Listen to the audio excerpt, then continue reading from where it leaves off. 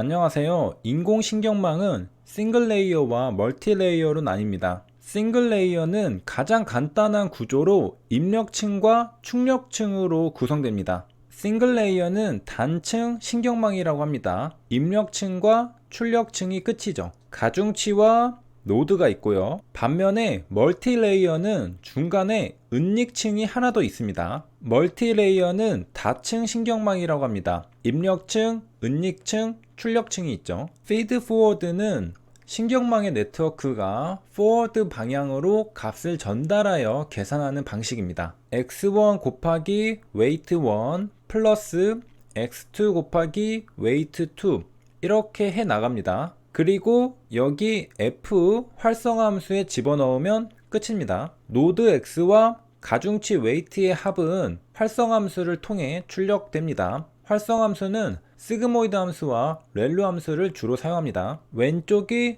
시그모이드 함수, 오른쪽이 렐루 함수입니다. 만약 출력층의 개수가 1개 이상일 경우에는 소프트맥스 함수를 사용하여 확률 개념이 들어갑니다. 시그마 x는 전체죠. 전체 중에 나 하나니까 확률이죠. 그리고 백 프로파게이션은 피드 포워드와는 반대로 출력층으로부터 입력층으로 계산이 진행됩니다. 백워드 프로파게이션, 역전파는 이름 그대로 역방향으로 에러를 전파시키면서 최적의 학습 결과를 찾아가는 것입니다. 백워드 프로파게이션 오브 에러입니다. 역전파 알고리즘은 1970년대 개발되었다고 하니 생각보다 꽤 오래되었죠. 역전파를 이해하기 위해서는 먼저 우리는 코스트 펑션, 로스 펑션을 이해해야 합니다. 이것이 코스트 펑션인데요. y는 기대 출력이고 a는 실제 출력입니다. 기대한 값과 실제 값의 차이가 바로 에러죠. 그리고 이런 에러를 줄여주면 학습이 잘 된 겁니다. 기대한 값과 실제 값의 차이가 별로 없으니까 잘 예측한 것이라 볼 수 있죠. 이 식을 보고 MSE, mean square error를 구하는 것임을 알 수 있다고 말합니다. MSE는 평균 제곱 오차라고 합니다. 하나씩 풀어보겠습니다. 먼저 제곱이 있습니다. squared 한 겁니다. 그걸 더하고 더한 만큼의 개수 n으로 나누어 주었으니 mean이죠. 그래서 mean squared error입니다. 제곱해서 평균 낸 것이란 뜻입니다. 다시 돌아와서 보니 똑같이 생겼죠. 제곱해서 평균 낸 것입니다. 코스트 펑션에서 궁금할 만한 건 여기 왜 2가 있을까요? 그 이유는 미분했을 때 내려오는 2와 자연스럽게 나눠지게 하기 위함입니다. 이렇게 코스트 펑션을 정의 내렸고요. 이제 학습을 해야 하겠죠. 그 유명한 그레디언트 디센트로 학습할 수 있습니다. 우리가 원하는 건 코스트 펑션의 에러를 최대한 줄이는 W와 B를 구하는 것입니다. 그레디언트 디센트는 경사하강법이란 뜻입니다. 안개가 끼어있는 산 정상에서 한치 앞이 보이지 않는다면 어떻게 내려가야 할까? 자기의 현재 위치에서의 정보, 로컬 인포메이션만을 활용해서 내려가야 합니다. 멀리 볼 수가 없겠죠? 주위를 더듬어 보고 경사가 진 쪽으로 내려가면 됩니다. 물론 내려가서 바닥이라 생각했는데 찐 바닥이 아닐 수도 있겠죠. 로컬 미니멈도 조심해줘야 합니다. 정리하면 우리가 코스트 펑션의 에러를 줄여주는 W와 B를 구하는 게 목적입니다.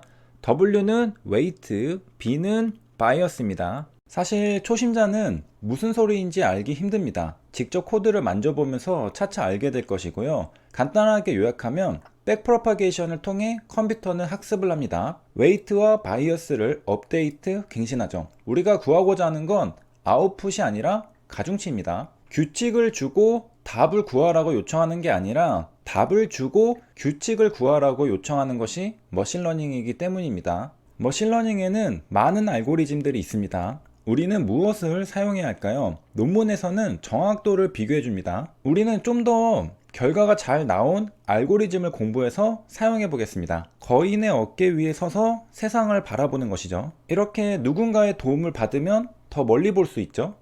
아이작 뉴턴이 한 말로 유명해진 말인데요. 앞서 살았던 훌륭한 과학자들이 있는데 그분들이 이루어 놓은 것 위에서 더 멀리 볼 수 있었다는 말입니다. 뉴턴의 거인은 니콜라스 코페르니쿠스라는 천문학자였다고 합니다. 뉴턴보다 200년 전에 살았던 과학자라고 하네요. 천동설에서 지동설로 패러다임 전환이 일어나는 중심에 있던 인물 중 하나입니다. 우리도 앞선 연구 논문을 통해 더 정확도가 높은 알고리즘을 발견할 수 있습니다. 우리의 시작점은 거기서부터입니다. 모든 걸 처음부터 할 필요는 없다는 말입니다. 구체적인 방법은 나중에 보고 결과부터 보겠습니다. 학습 집합 데이터셋으로 신경망, 뉴럴 네트워크를 학습한 후 테스트 집합으로 정확도를 측정한 결과입니다. MLP 51.11%, CNN 51.19%, RNN 52.09%입니다. RNN이 미세하지만 가장 높았네요. 이 정확도는 평균 정확도입니다. 거슬러 올라가서 RNN 실험 결과를 보겠습니다.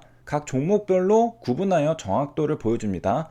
가장 높은 정확도를 보여준 종목은 네이버로 60.17%였다고 합니다. 학습 집합에서는 현대모비스의 정확도가 79.27%였으나 테스트 집합에서의 정확도는 51.12%죠. 반면에 네이버는 76.92%로 현대모비스보다 학습 집합에서는 정확도가 조금 떨어지나 테스트 집합에서는 60.17%로 정확도가 높게 나왔습니다. 이를 통해 아무리 학습 집합에서 좋은 정확도가 나왔다 하더라도 실제로 적용해보면 전혀 예상치 못한 결과가 나올 수 있다는 걸 알 수 있습니다. 왜 성능이 떨어지지? 그건 학습 데이터에 한해서 결과가 잘 나왔다는 말입니다. 인생은 실전이죠. 실전에서 잘 먹혀야 합니다. 그리고 여기서 알 수 있는 또 한 가지 사실은 종목별로 잘 먹히는 종목이 있다는 겁니다. 종목 선정도 중요하다는 것이죠. 정말 유의미한 정보가 없이 랜덤워크하는 종목을 선정해봐야 원래도 패턴이 없으니까 컴퓨터가 학습해도 아무것도 발견할 수 없겠죠. 그러나 패턴이 있지만 인간은 발견하지 못한 경우에는 컴퓨터가 학습하면 무언가 알아낼 수 있습니다. 그래서 RNN의 평균을 보니 학습 집합의 정확도는 76.30%로 높게 나왔으나 테스트 집합에서 실제로 적용하려고 하면 정확도가 52.09%로 떨어지는 걸 볼 수 있습니다. 이 정확도를 믿을 수 있는 60%까지만이라도 높일 수 있다면 돈을 쓸어 담을 수 있을 겁니다. 이제 구체적인 방법을 조금 들여다보고 마치겠습니다. 학습 집합은 종목별 데이터 수를 2214개로 잡았고 테스트 집합은 따로 떼어 놓았는데 241개로 잡았습니다. 10% 수준입니다. 학습 집합의 기간은 2006년 7월부터 2015년 7월까지 약 9년을 잡았습니다. 그리고 테스트 집합의 기간은 한 달 뒤 2015년 8월부터 2016년 7월까지 약 1년을 잡았습니다. 신경망은 어떻게 구축하였는가? 기술적 분석을 한 겁니다. 기술적 지표의 10일간 데이터를 바탕으로 15일 후에 주가 등락을 예측해 보았다고 합니다. 기술적 지표로는 이동평균선이 있고요. 세부적으로 주가 이동평균과 거래량 이동평균을 둘 다 사용한 걸로 보입니다. 볼린저 밴드도 있고요. 스토캐스틱도 있습니다. MACD도 있고요. 이런 지표들을 한데 모아서 돌려보는 겁니다. 이렇게 해서 이번 시간에는 논문 하나를 살펴봤는데 RNN이 정확도 52.09%로 미세하지만 가장 높았다는 것을 살펴보았습니다. 우리는 RNN 쪽으로 방향을 잡아보겠습니다. 여기까지 시청해주셔서 감사합니다.